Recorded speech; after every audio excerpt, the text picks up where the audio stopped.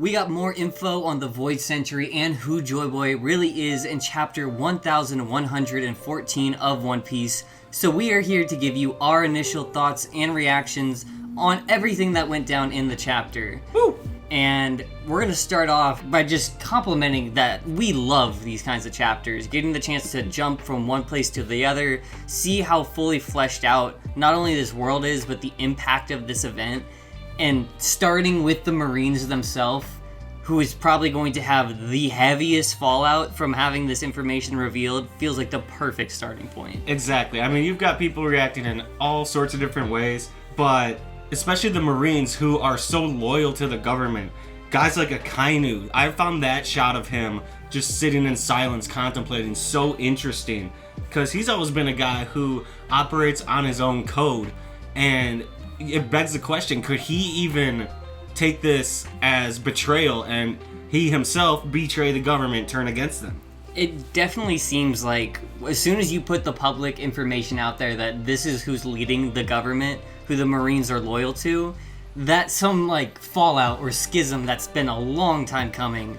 It seems like it's kind of reached that point in the story, so we're gonna see a lot of the Marines deciding to ignore it or just make their own path. And Magellan, that was another interesting one, where he, you could tell, was starting to get nervous and concerned. And then we have Dofi, true to his character, just absolutely relishing in the chaos, and also kind of seems to believe that this could be his ticket out and maybe even back home to Marijois, which it really could be.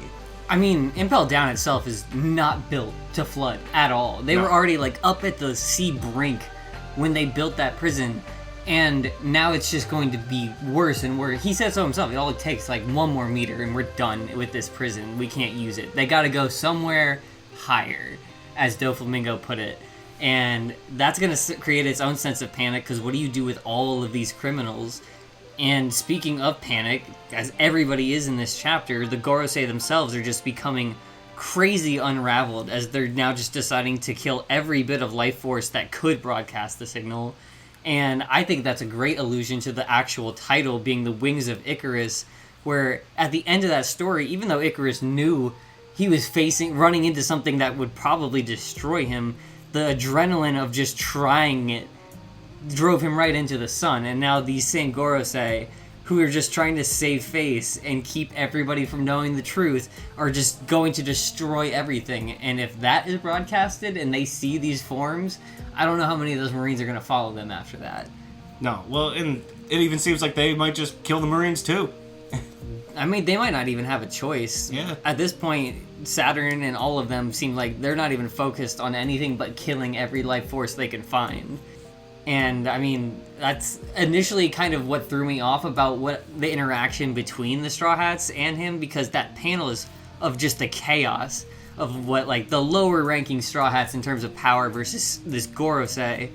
While chaotic as it is just a great showcase still of how resilient they are, even despite how uncomfortable Chopper made. Poor Chopper. He doesn't deserve this. But I mean, it seems weird to see him just walk away from that, but I think it's more a matter of, in that panic that they're collectively having, each one of them is like, alright, we can't waste our time with anything else. Even if we can win this fight, I'm not going to waste any more seconds here. I need to figure out where this needs to be stopped, whether that's the Mother Flame as we see next, or just every Den Mushi on the island. Yeah, and seeing the Mother Flame was pretty intimidating. I mean, it was very similar to when we saw Vegapunk's brain in that container, where you're just, wow, this is gigantic, this is huge. But it was also just really weird that we went from rampaging Saturn to suddenly back to old man human form Saturn. That didn't make sense to me. While everyone else is in kill, kill, kill mode, that he was, okay, like, I get that he's trying to open it or find a way to take it away, but can he do that in his more powerful form? Honestly, it just looks like he's hitting it with his walking stick, which is, it makes no sense. Yeah. You're right, he barrels in through here. Which again goes back to the whole, they're not thinking anymore, they're just acting on impulse and panic. Exactly, and it's kind of leading right into their downfall, but you're right, that one image of the Mother Flame is just so eye-grabbing and like commands a presence on the stage, and we can talk more about the details, of like those small things you see on it, because those are also interesting. But just the comparison of this unrelenting mother flame in what looks like water or whatever undisclosed liquid it could be, paired with the unstoppable force of the iron giant on the panel right below it being the power source Vegapunk is chasing, was just a cool parallel to see as well. I'm just interested to see how the Gorosei actually plan to transport this out of Egghead, because it kind of seems like that flame has to be in that tank within the liquid that it's held in. It's almost like it's just a bomb itself, because they said they can make more mother flames. York has said so herself too, but it's like, if they're all this big, you're right, do they have to create the whole like giant equipment around this flame again? And like how much of resources do they have? But that is going to be a problem for if we get off of the island itself, it seems. Because right now, the whole world's just in chaos as the island is falling apart. And Vegapunk continues on with his message, which starts to kind of get its own validity. He reaffirms it with the earthquake idea, which was really smart. But I think what everyone really wants to talk about is the fact that we finally mentioned the Void Sentry. Let's go! Which, it's the mystery that has me coming back time and time and time again in this story. Ever since learning about it, it is then the thing I'm most excited to finally figure out. And I mean, it's not like we hear a ton about it, or even like too much more than we don't know, but hearing it mentioned to the whole world to hear, and seeing just who even knows about the existence of it. Right, because it seems like not even all of the Celestials really know. And then we have that, that is one of the hardest lines, that execution is too good for him. Bring me his body, and no matter the translation, I'll mutilate his corpse, tear him limb from limb. That is one of the rawest lines I've ever heard.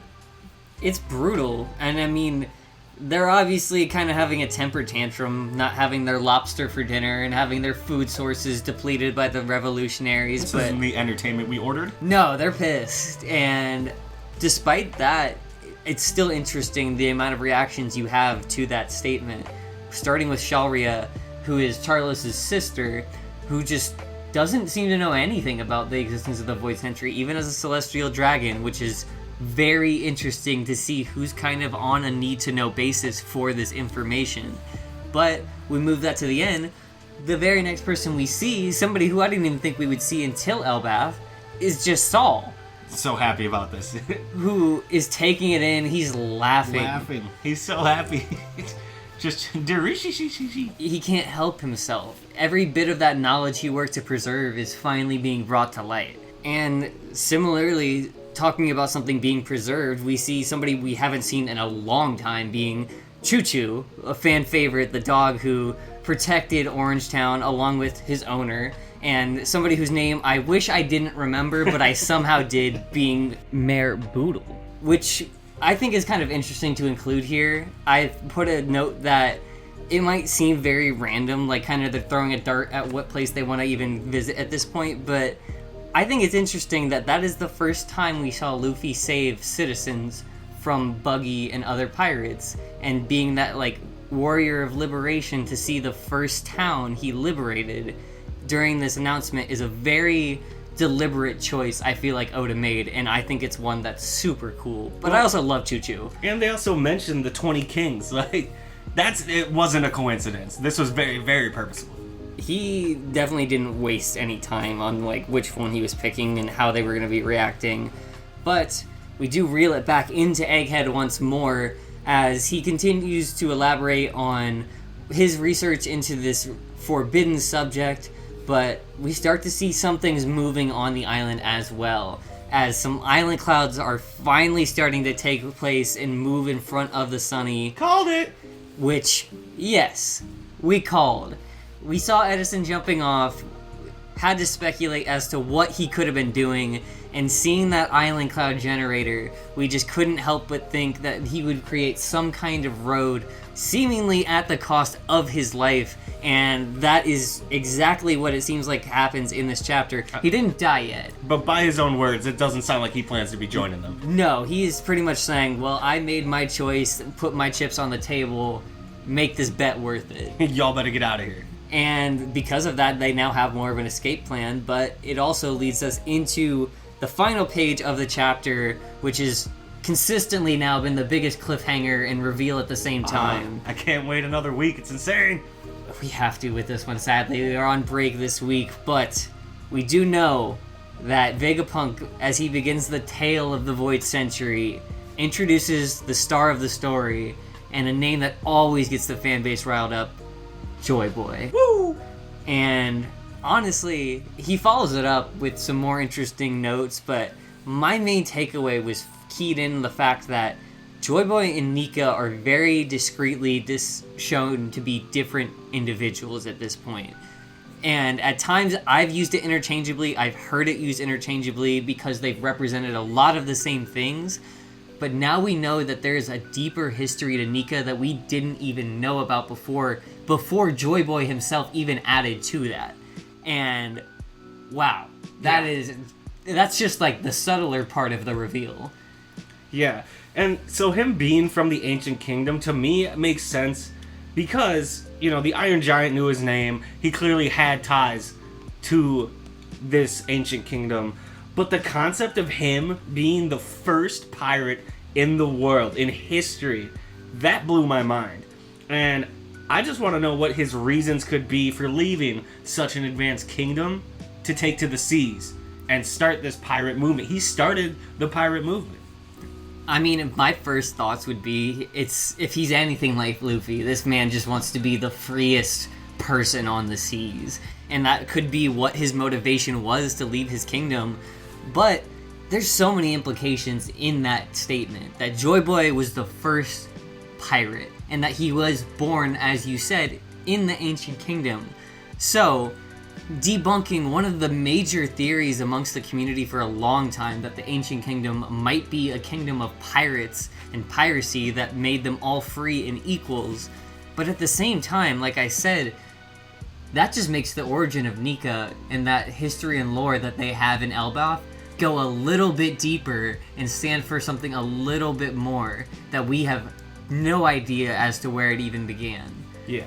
And with how monumental this is, I mean, this is the core of everything that's been hidden from the world. With how the Gorosei have already been losing their minds, they're about to wipe everything out. So while the Strawhats do have their escape route pretty set, I'm pretty doubtful that we're going to actually hear everything Vegapunk has to say about the Void Century and Joyboy. We'll definitely get a little more, but they're ready to end this. At some point, he's getting cut off. Oh, no, without a doubt. There's no way that Oda would ever give us too much of an answer to one of the questions we want all at once. Even at the cost of the character he's waited decades to reveal to us. But to Vegapunk's credit, he's given us a lot more than we've had in pretty much any other arc. Yeah, and the amount he's given already is definitely going to be enough. The veil's been pulled back. The world knows. And they're going to all start digging deeper, connecting dots, and especially within the government, within the Marines, we're about to see some true revolting and revolution, and I can't wait for that. I don't think I can wait either. It's definitely setting up a lot of the pieces for this end war. It seems like everybody's kind of just moving into position for what's going to take place. But you guys let us know, who is somebody that you still want to see the reaction to this announcement? Somebody we haven't seen in the story for a long time. Just let us know who it is and why you think it would be important to see their interpretation of this event. Because I can't wait to hear anymore. I don't think anybody can. So make sure that you guys like this video if you enjoyed. Comment, again, which character you want to see next in the story. Subscribe for more content like this. And, as always, be crew.